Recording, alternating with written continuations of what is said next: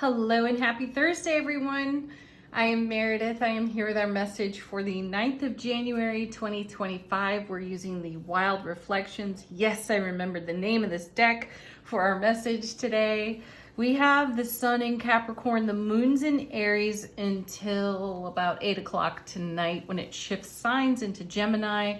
Then we have Chiron, Uranus, Jupiter, Mars in retrograde. So, what's going on in the energy atmosphere according to tarot? Our first set of 2 cards. Knight of Pentacles paired with pretty sweet. Look at that, 4 of Wands. Perfect. Woo. We kind of been talking about this all week, haven't we? In our journey on our way. And look at us. It's like we are following the map. It's like a treasure map to the 4 of Wands. Happiest card of the minor arcana. Super stable foundation, lots of happiness and celebration. And, we've been talking about how we've been in transformation and we're seeing evidence of everything we've invested in our transformation while simultaneously we are adding to the evolution of all of our now manifestation. So we're making space on our foundation here in the 4 of Wands for more. And isn't that beautiful? And look at us, like we're following the treasure map here on the Knight of Pentacles. What I love so much about the Knight of Pentacles is this knight has an eye for detail. Nothing gets missed. And I don't think anything's getting by us here, especially when it comes to our dreams, our goals, everything we desire to accomplish and create. It's all happening. It's happening in the now, and we're making way for even more. Next set of 2 cards. Wow, look at that. The 2 of Wands paired with, holy smokes, the 3 of Wands. Well, isn't that just what, this is a repeat of everything I just said, because with the 2 of Wands, you have a doorway of opportunity. You're standing on a threshold. You're ready to step across to a whole world of options, right? And in the 3 of Wands, you're kind of putting down roots. You're staking a claim there. And so we have the 2, 3, and 4 of Wands and a beautiful treasure map held by the Knight of Pentacles, who, as I said, has a really great eye for detail. So nothing's getting by us, especially when it comes to all that we nurture in our heart space and that we endeavor to create. Excellent cards. Next we have Wheel of Fortune. How sweet is that? It's, this is the alignment with our destiny. This is the wheel turning in our favor. It's the divine delivery system, as far as I'm concerned in tarot. Also a 10, because 10s are about fulfillment. So look at all this energy rolling into the Wheel of Fortune, and this is what's showing up on our foundation. Seriously, 9 of Cups. The only way to get better is to start a reading with the sun like we did yesterday. I had a thought, because we had the sun and then we had the death card, and I thought, there's the ruling planet for Leo. Leo's all heart. Then I was thinking of the death card and I thought, ooh, the heart of darkness. And it could have been, it could be that transformation is that we go into the heart of darkness of our own shadow.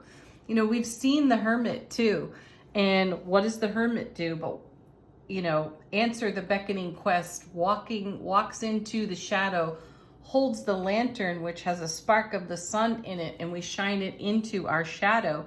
So that whole sun and death card yesterday made me think of the Hermit and the Hermit's lantern, and I thought, wow, we really do walk into our own shadow. We are shown our shadow over and over again. Anyway, look what it brings though. Look at the results of not ignoring it, of validating your own ego, loving, nurturing yourself, comforting the ego rather than rebelling and creating more strife and or fear or being overreactive.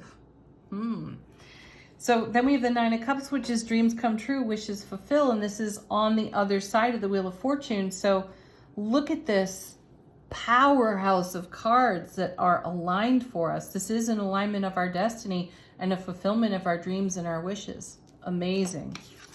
And then we have, look at this, Queen of Cups. How perfect is that? The intuition message just continues to be hammered home for us by the tarot cards. Being ignorant of our own intuitive voice is probably the greatest Achilles heel ever. So here she is showing up with all the love, bliss, joy, and happiness. And we've got the Knight of Pentacles over here with the treasure map. Follow your intuition into your treasure map and receive everything that you have desired in your world to create, right? Embrace your creativity. Bottom of the deck, how's the universe helping us out behind the scenes? 10 of Cups. These cards are so fabulous. Wow. Ace of Cups to the power of 10. There's that love, bliss, joy, happiness being lived and celebrated in the now. So there's more. This is what's happening. This is evidence of, what do I want to call it? Dividends being paid in a way for our dream. Gosh, that's gorgeous. Queen of Swords. What an excellent card. And I love this card in this deck. You know, the Queen of Swords is so often misrepresented. She's considered bitter and cold, a divorced or widowed woman with bitterness in her heart. And I just don't feel that way about her. Look at her on this card. She's drumming out a whole new rhythm, a whole new beat for everything. She's very discerning. She is decisive. She makes great decisions. And I think the reputation for being cold is sometimes decisions are difficult. We want to say yes when we really have to say no. We've all encountered this, and we've had other people give us flack for saying no.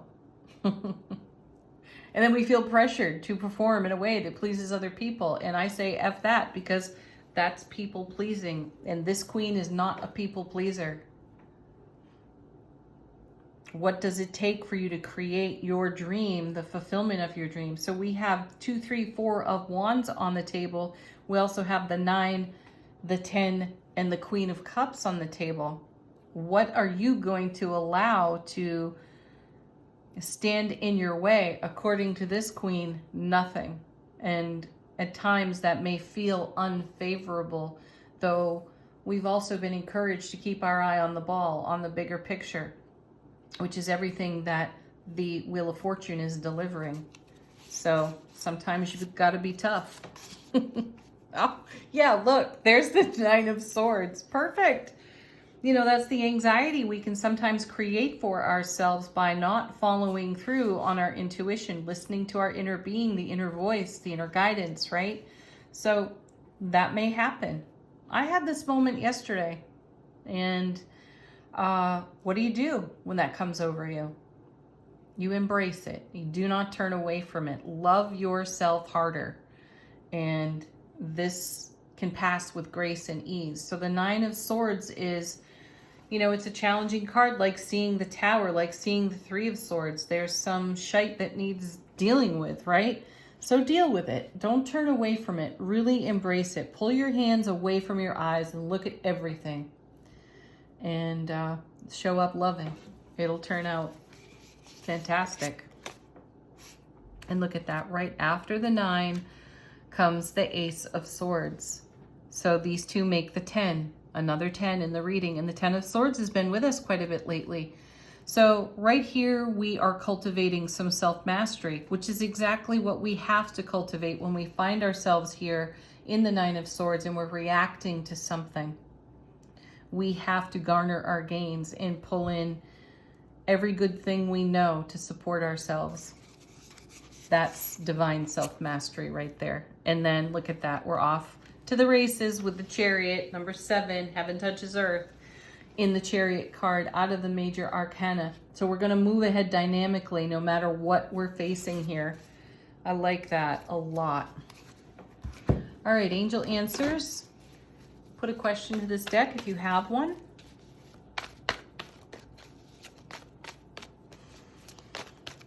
Allow your guides, angels, ancestors to bring you a fresh message. Let these cards be representative of a message from your own intuition. Seriously. This is what flips out of the deck as I say it. Ah, perfect. Listen to your intuition. Opportunity. We're talking about our options and our opportunities over here at the very beginning of the reading. We have it with the 2 and the 3 of Wands. We see the opportunities. We are embracing them. We are garnering our gains with them.